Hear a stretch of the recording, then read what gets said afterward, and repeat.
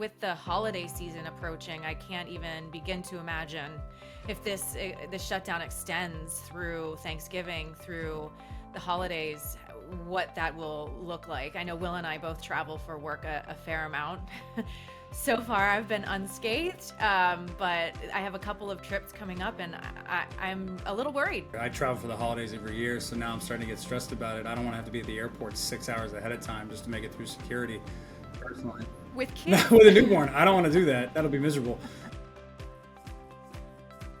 Hi everyone, I'm Tara McBride, Chief Marketing Officer with Prime Capital Financial. Today marks a major moment in U.S. history. On the day we're recording this, the government shutdown is now officially tied for the longest in American history.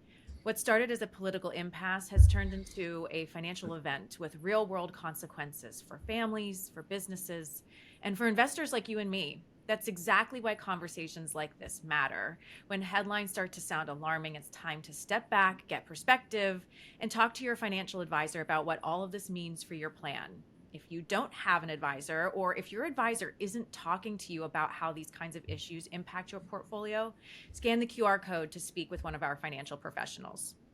To help us cut through the noise like a hot knife through butter, as always, I'm joined once again by two of our leading voices, Will McGough, Deputy Chief Investment Officer, and Clayton Allison, Portfolio Manager. All right, guys, let's get into it. Will, with the shutdown now tied for the longest in American history, what does that duration mean economically? What indicators are flashing early signs of stress? Yeah, thanks, Tara. And I think this one kind of summarizes the viewpoint of being dynamic in your market views. It was a few weeks ago that we discussed this topic, and Clayton and I and you, for the most part, were like, things really don't affect the markets when the government shut down. The markets are capitalistic, forward-looking, based upon stocks and fundamentals. But ultimately, stocks are affected by consumer sentiment. So here I'm starting to see this play out a little bit longer than you would want to see, and some signs of consumers becoming a little bit more stressed about the outcome of how this thing is going to be negotiated in Washington, D.C. And so as consumers start to ratchet down their hatches and such, they slow down their spending, you could start to see this percolate over to stocks. You also had Treasury Secretary over the weekend saying that some sectors are in recession. So that's an early warning sign of stress, in my opinion. But the longer this goes on, the more sentiment gets affected. The long story short. Yeah, nobody wants to see this continue, and it just seems to get worse as time goes on. So Clayton, given this unprecedented duration, which sectors do you think are most at risk or even potentially well positioned in this environment? And are you seeing opportunities starting to emerge amid the uncertainty? Yeah, Tara, great question. I think Will kind of alluded to this a little bit. Typically on a government shutdown, the markets don't really necessarily reflect that. And we've kind of seen that over the last month or so since this has started. The S&P is up around 2%. Now we're going to have a little bit of a pullback today according to futures. But the markets have been predominantly forward-looking. Earnings have been relatively good. So people have continued to be relatively bullish when it comes to the markets. But like Will also alluded to, there are sectors that are starting to come under pressure in regards to this. So for your question, one of the areas that I'd probably be most concerned about right now is largely travel. And we've seen that. I don't know if anybody saw this posted to social media just the other day, but there was a line at the Houston airport for TSA security check that apparently extended for 5 hours. People were going out into the streets. The security line was so long because TSA is now understaffed because of the employees that are now furloughed. And on top of that, you have air traffic controllers that are also not working on top of that. So you're seeing around a third of air traffic in general just across the United States being delayed in some capacity. So that in Newark and New York as well. Now, ones that might be a little bit better positioned going forward, you could probably resort back to your consumer staples because they're going to be selling those household goods and basic necessities that everybody's going to be needing despite being furloughed or not working at the current moment. And you're going to pull back a little bit on the discretionary spending. But I wouldn't really be looking for necessarily short-term opportunities to be trading like we always talk about. You want to be long-term invested.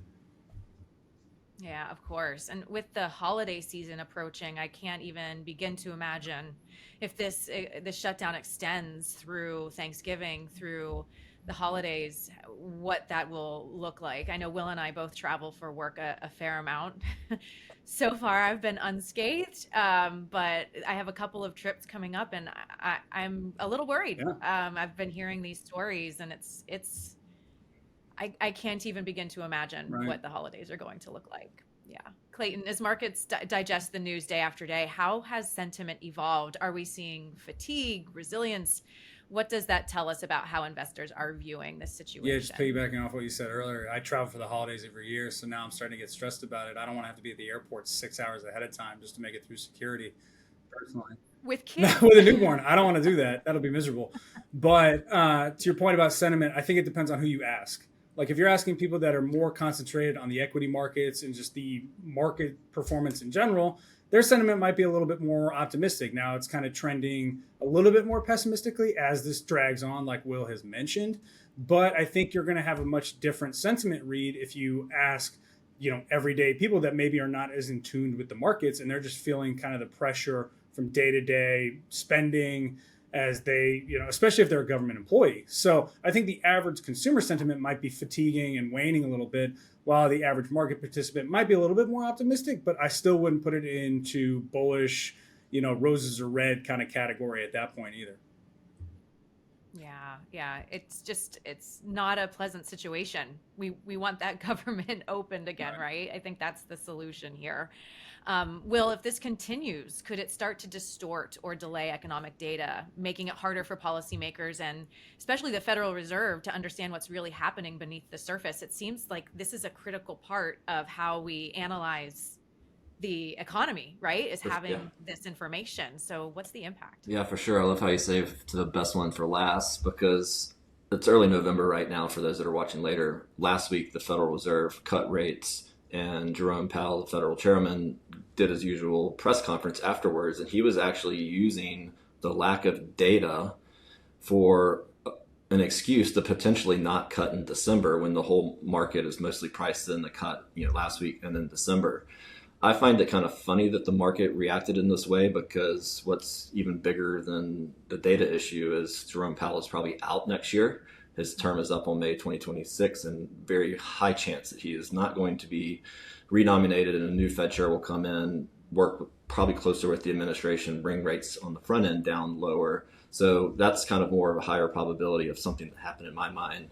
So this December fiasco is more just the market reacting, which gets back into the sentiment that we've been talking about. You're starting to see a little bit of percolation in the markets with sentiment waning, and some of the bigger players in the market using it as a chance to lock in a really, really good year. Let's not forget S&P 500 is up over 15%. We had back-to-back 20% plus years in 23 and 24. Doesn't really get much better than where we're at right now.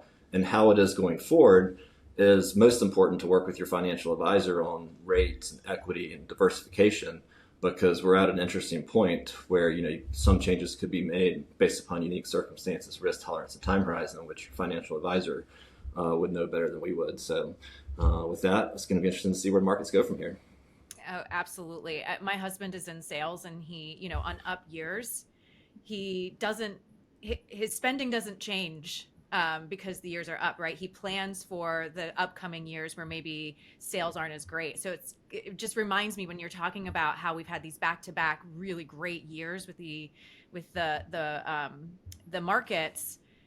Well, how are we planning for what's inevitably going to come next, right? Making sure that we're talking to our financial advisor, have a plan in place to make sure that we're steady Eddie, staying the course, I think is really always the message that we're trying to share on these conversations. So thank you both. As we've heard from Will and Clayton, the ripple effects of this historic shutdown are spreading from the federal workforce to small businesses to market sentiment, yet even in uncertain times, perspective and preparation, as we keep saying over and over, are everything. That's where working with a financial advisor makes all the difference. And the conversation today can help you stress test your plan, uncover potential risks, and identify new opportunities as the markets adjust. So before the next headline hits, reach out to your advisor at Prime Capital Financial. If you don't have one yet, visit our website at primefinancial.com to get started. We'll continue to monitor the situation for you. In the meantime, remember to stay informed, stay invested, and as always, we'll be here to help you navigate the twists and turns of the market. Until next time.